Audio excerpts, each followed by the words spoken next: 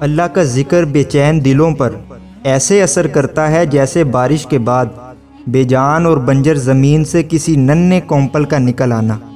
جس کو اللہ کریم کی رحمت کا سایہ ڈھانپ لے اسے کائنات کی کوئی چیز بے سکون نہیں کر سکتی۔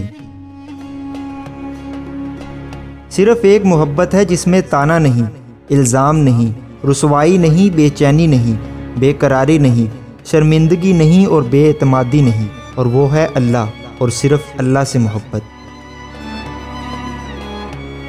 مرحوم کی ایک نشانی دیکھ کر مرحوم تو یاد آ جاتے ہیں، لیکن اللہ رب العزت کی کائنات میں بکھری کروڑوں نشانیاں دیکھ کر بھی اللہ رب العزت یاد نہیں آتا۔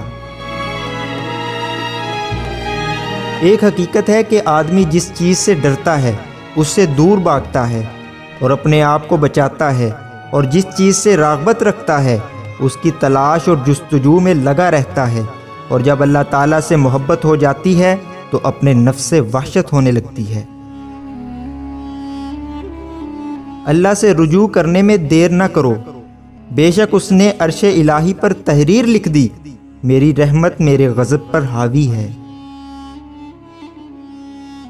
جب کبھی تم بے سکون ہوتے ہو تو اللہ رب العزت سے اپنے گناہوں کی معافی مانگا کرو، کیونکہ یہ گناہ ہی ہیں جو ہمارے دلوں کو بے چین رکھتے ہیں۔ ایک آدمی نے کسی بزرگ سے پوچھا، میرا اللہ اس وقت کیوں نہیں سنتا جب میں مانگتا ہوں؟ بزرگ نے مسکرا کر فرمایا، وہ تیرے گناہوں کی سزا بھی اس وقت نہیں دیتا جب تو کرتا ہے۔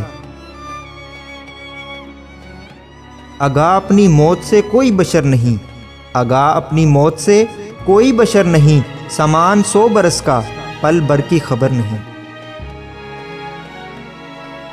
تنہائی وہ شے ہے جس میں انسان یا تو اللہ سے رجوع کرتا ہے یا پھر شیطان سے۔ بہت اچھا لگتا ہے تجھ سے مانگنا، اے میرے اللہ، ساری زندگی مجھے کسی کا محتاج نہ کرنا۔